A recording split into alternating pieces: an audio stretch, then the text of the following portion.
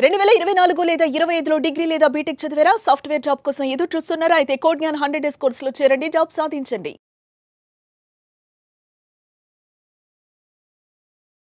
నమస్కారం డాక్టర్ శ్రీ అనంతకృష్ణ స్వామి గారు. నమస్కారం. సో ఈ వీడియోలో ఏం చెప్తున్నారు? ఒక కొత్త జీవితాన్ని నూతన ఒరవడితో మొదలు పెట్టండి. ఓకేనా? అలాగే పాతవన్నీ మర్చిపోండి. ఎలా ఉంటుందంటే ఇప్పటివరకు మనం ఏమనుకున్నామంటే ఏది మనము చేద్దాం అనుకున్నా సరే మన గతకాలపు జీవితాల్ని ముడేసుకొని ఆ యొక్క అనుభవాల్ని ముడేసుకొని మన జీవితాన్ని ముందుకు కొనసాగిస్తాం. కానీ ఇప్పటివరకు చేసింది అదే కాబట్టి ఒక్కసారి వాటన్నిటి మర్చిపోయి కొత్తగా జీవితాన్ని మొదలు పెడితే అది ఎలా ఉంటుంది, అది డబ్బు సంపద ఐశ్వర్యంతో కూడి ఉంటే ఎలా ఉంటుంది అనే దాని మీద మనం ఫోకస్ చేసినప్పుడు అది పనిచేయడం అనేది మొదలవుతుంది. లేకపోతే ఏమవుతుందంటే ఇదే జీవితం ఇలాగే కొనసాగుతుంది. మన సబ్జెక్ట్కి వచ్చేసరికి ఏంటంటే మనం డబ్బు సంపద ఐశ్వర్యం అనుకున్నాం కాబట్టి మన సబ్జెక్టులో అది మాత్రమే ఉంటుంది, ఇంకా వేరే ఏమి ఉండదు. దానికి సంబంధించి ఏం చెప్తున్నానంటే ముందు ఒక నిర్ణయానికి రండి. మీరు ఏం నిర్ణయం? ఇక నుంచి నేను నా జీవితాన్ని కొత్తగా తీర్చిదిద్దాల్చుకున్నాను అన్నప్పుడు ఏమవుతుందంటే ఇప్పటివరకు మీ పాతని మర్చిపోవాలని చెప్తున్నాడు. మన సబ్జెక్టులో ఎలా ఉంటుందంటే నేనే జరిగింది కూడా మర్చిపోవాలి. మనం అలా మర్చిపోయినప్పుడు మనం కొత్తగా మనం ఆలోచించామని మొదలవుతుంది. ఎందుకంటే నిన్న జరిగిందంతా నీకు సంబంధం లేదు, అయిపోయింది. ఇంకోసారి అలాగే జరగదు ఏదైనా కానీ, రాబోయేదేందో నీకు తెలియదు. కాబట్టి ఎప్పుడైనా మన సబ్జెక్ట్లో ప్రజెంట్లో జీవిస్తాం. ఇప్పుడు ఇలా మాట్లాడుతున్నాం, ఇది కరెక్ట్, ఇది నిజమైంది. దీని తర్వాత నేను ఎటు వెళ్తానో మీరు ఎటు వెళ్తారో మీకు ఏ షెడ్యూల్ ఉందో మీకు తెలియదు. అర్థమైంది? ఎందుకంటే మీ షెడ్యూల్ అంతా వేరే వాళ్ళు డిసైడ్ చేస్తారు, అవును, నా షెడ్యూల్ కూడా వేరే వాళ్ళు డిసైడ్ చేస్తారు. కాబట్టి గతం కానీ లేదంటే భవిష్యత్తు కానీ దీంతో సంబంధం లేదు మనకి. ఇప్పుడు ఒకవేళ కనుక కొత్త నూతన వరవడితో మీరు జీవితాన్ని మొదలు పెట్టాలనుకున్నప్పుడు అది ఎలా ఉండాలి, ఒక డిజైన్ ఇవ్వండి. దానికి ఎలాంటి డిజైన్ ఇవ్వాలి? మనం డబ్బు సంపద ఐశ్వర్యం అనుకున్నాం. ఇప్పుడు డబ్బు సంపద ఐశ్వర్యం అని అనుకున్నప్పుడు మనం చాలా వదిలిపెట్టాల్సి ఉంటుంది. ఇప్పుడు మన సబ్జెక్ట్లో ఏముంటుందంటే ముఖ్యంగా ఒకటి కావాలనుకున్నప్పుడు వదిలిపెట్టాలి. వదిలిపెడితే కానీ మనం కొత్తదాన్ని మనం సాధించలేము. ఎందుకంటే పాత నీరు పోతే కానీ కొత్త నీరు రాదు, అవునా కదా? లేకపోతే మురిగిపోతుంది. ఇప్పటిదాకా మన జీవితాలు అలాగే అయిపోయినాయి, ఎక్కడ కూడా ఫ్రెష్గా లేవు. ఆందోళనలతోని లేకపోతే అప్పులతోని లేదంటే ఆర్థిక ఇబ్బందులతోని ఏదో రకంగా మీరు ఏదైనా ఒకదానితో మీరు సఫర్ అవుతుంది. కాబట్టి దాన్ని మొత్తం తీసేయాలన్నప్పుడు ఖచ్చితంగా మీరు ఒక నిర్ణయం తీసుకోవాలి. నిర్ణయం తీసుకొని ఆ నిర్ణయాన్ని ముందు ఒక ప్రణాళిక వేసుకొని అమలు చేయాలి. ఊరికే ఇట్లా నిర్ణయం తీసుకుంటే కాదు, అది ఎలా చేయాలి, ఎందుకు చేయాలి, అది మీకు ఎంతవరకు అవసరం. ఓకేనా? ఇప్పుడు ఫస్ట్ మనం పాయింట్ ఏం చెప్పినామంటే పాతయాన్ని మర్చిపోవాలన్న. అవును, పాతయాన్ని మర్చిపోవాలన్నప్పుడు మీ గత జీవిత అనుభవాలు ఏమున్నా సరే వాటితో నువ్వు ఎందుకు మర్చిపోవాలంటే వాటితో నువ్వు ఇంతవరకు ఏమీ సాధించలేదు. ఒక సామాన్యమైన జీవితమే గడుపుతున్నావు. కొత్తగా నువ్వు జీవితాన్ని ఉద్ధరించింది లేదు, కొత్తగా ఉన్నతంగా నువ్వు జీవించింది లేదు. కాబట్టి వాటిని మర్చిపోవాలి. లేకపోతే ఏమవుతుందంటే ఈ కొత్త జీవితంలో అవి తగులుకుంటే వీటిని డిస్టర్బ్ చేస్తాయి మళ్ళీ. అవును, అందుకని అవి మర్చిపోవాలని చెప్తున్నారు. అర్థమైందా? సబ్జెక్టులు ఏంటంటే పాత వాటిని అన్నీ మర్చిపోవాలి. ఎక్కడ కూడా దీంట్లో రానివ్వద్దు. దీంట్లో ఏమేమి ఉంటాయి మనకి?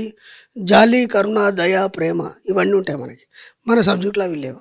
ఇప్పుడు ఏమైపోద్ది, ఇవి లేకుండా ఒక మనిషి ఎలా జీవించగలడు? ఒక క్లయింట్ వచ్చింది, మన క్లాస్కి వచ్చింది ఆవిడ. నేను క్లాస్ మొత్తం వినింది. ఇన్న తర్వాత పర్సనల్గా అపాయింట్మెంట్కి వచ్చింది. నేను ఒక ఆశ్రమాన్ని నిర్వహిస్తున్నాను. ఓకేనా? ఆ child and old age home నిర్వహిస్తున్నాను. మీరన్నారు జాలి, కరుణ, దయ, ప్రేమ అవన్నీ ఉండద్దు అన్నారు. అవన్నీ ఉంటే నేను వాళ్ళని చక్కగా చూసుకోగలుగుతాను. అవన్నీ ఉంటే నేను వాళ్ళని చక్కగా చూసుకోగలుగుతాను అండి. ఇప్పుడు మీరు ఉండొద్దు అన్నారు. ఇప్పుడు నేను ఇటు ఉండాలన్నా అటు ఉండాలన్నా అని అడిగి. ఎందుకంటే ఆ జాలీకరణ దయ ఉంది కాబట్టి అవి పెట్టుకుందామే. ఓకేనా? కానీ ఇక్కడ విచిత్రం ఏంటంటే చిన్న ఎగ్జాంపుల్ చెప్తాను. ఇప్పుడు ఇంజక్షన్ ఇస్తే నొప్పి అవుతుంది అని నీకు జాలీకరణ దయ్యింది అనుకో, నువ్వు ఇంజక్షన్ ఇవ్వలేవు. అర్థమైందా? ఇంజక్షన్ ఇవ్వాలంటే నీకు అవన్నీ ఉండొద్దు.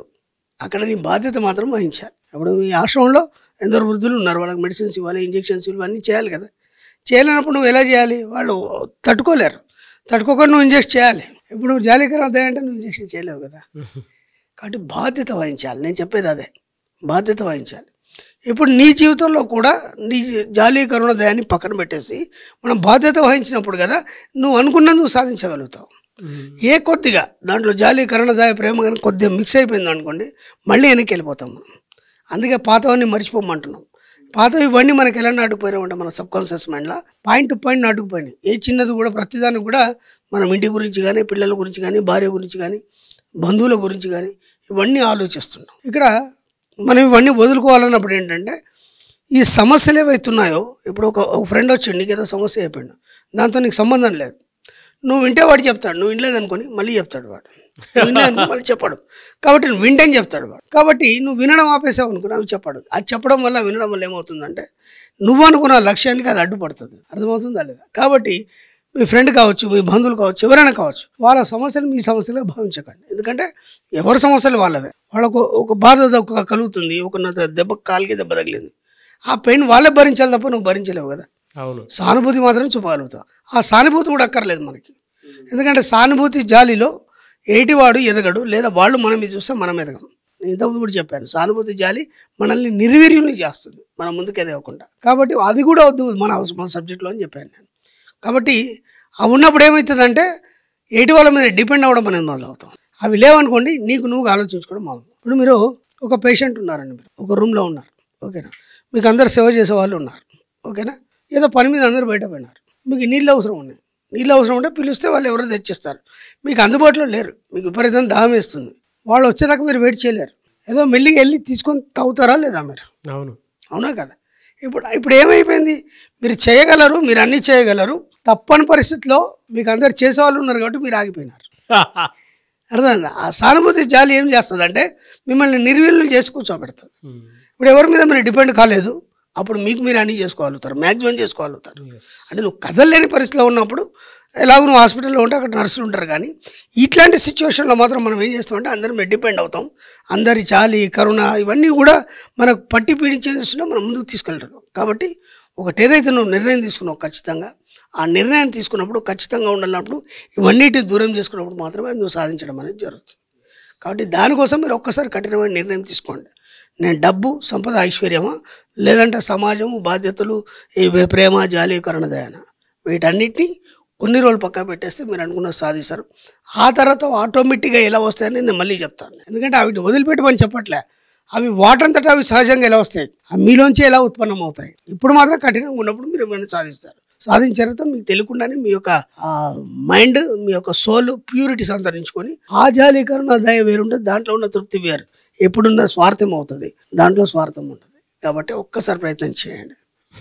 ధర్మం గురించి మనం మాట్లాడుకునేటప్పుడు పలానా తప్పు అని అంటే దాని వెనక ఒక పెద్ద కారణం ఉంటే తప్ప పెద్దవాళ్ళు ఇది తప్పు అని చెప్పేసి చెప్పలేదు. మీరు అప్పుడప్పుడు అంటుంటారు, నేనేం చెప్పలేదండి, ఇది ఋషుల ఎంగిలి, నేను చెప్పేటువంటి నాలెడ్జ్ అంతా అని చెప్పారు.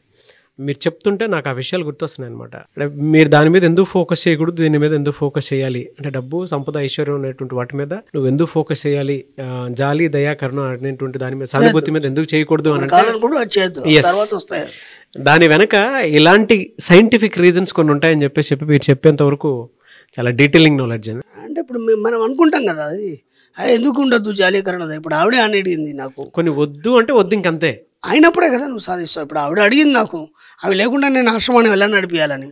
కొన్ని టైంలో ఇప్పుడు వృద్ధాశ్రమం అన్నావు, పిల్లలే అన్నారు, మందులు వేసుకోరు, ఇబ్బంది పెడతారు, అప్పుడు నువ్వు గట్టిగా ఓ మాట అనేవో లేకపోతే గిచ్చో గిల్లో తినిపిస్తావు, తాపిస్తావు కదా.